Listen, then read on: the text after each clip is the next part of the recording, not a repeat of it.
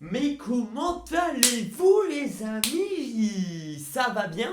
En tout cas pour ma part ça va extrêmement bien. Juste avant les amis, on n'hésite pas à s'abonner comme d'habitude à ma chaîne YouTube pour ceux qui découvrent, bienvenue sur ma chaîne. Et on n'hésite pas à activer la cloche de notification.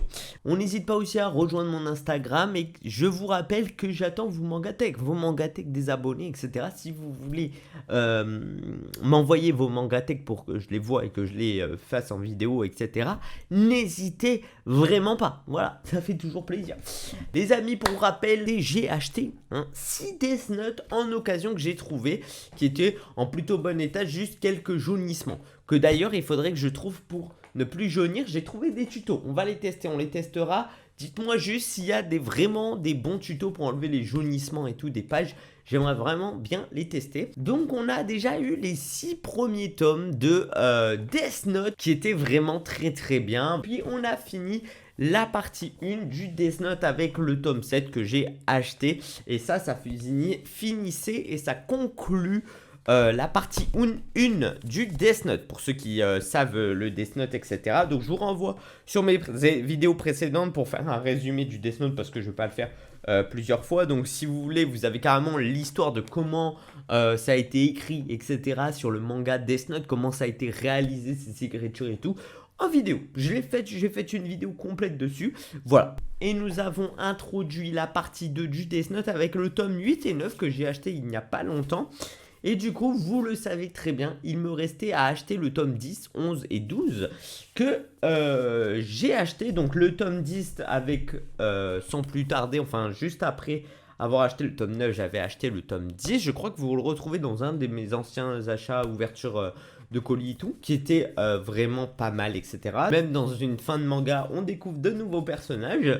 Et là, nous sommes au tome 11 et 12 de Death Note. Alors pour rappel, il n'y a que 12 tomes sur l'histoire complète du Death Note.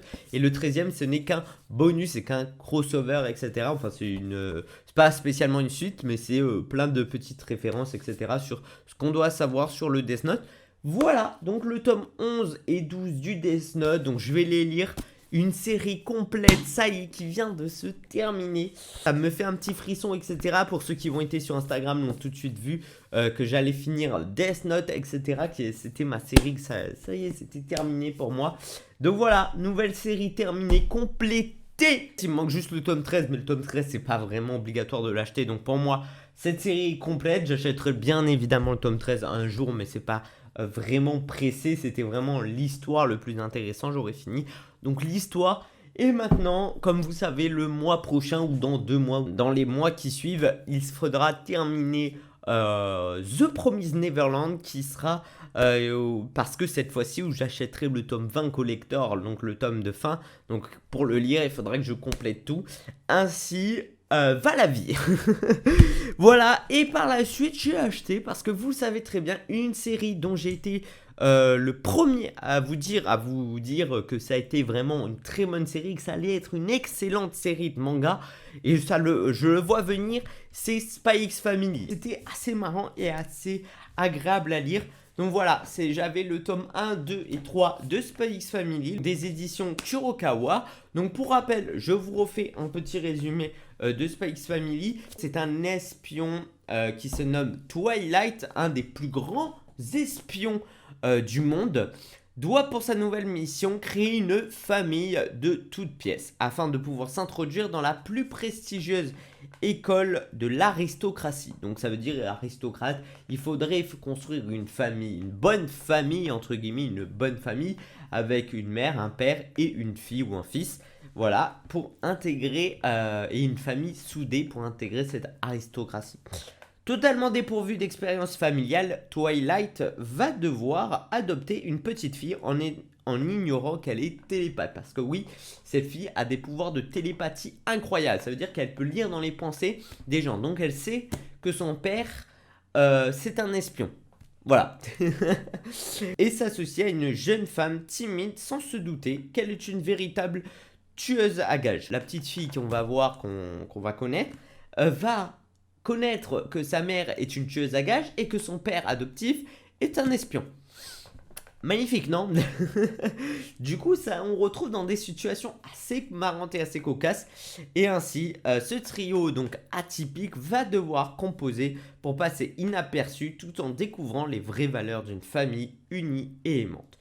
Du coup, voilà, on va avoir ce truc d'espionnage. Donc c'est un shonen, un peu un shonen comique aussi à la fois. Quelque chose de très marrant à lire.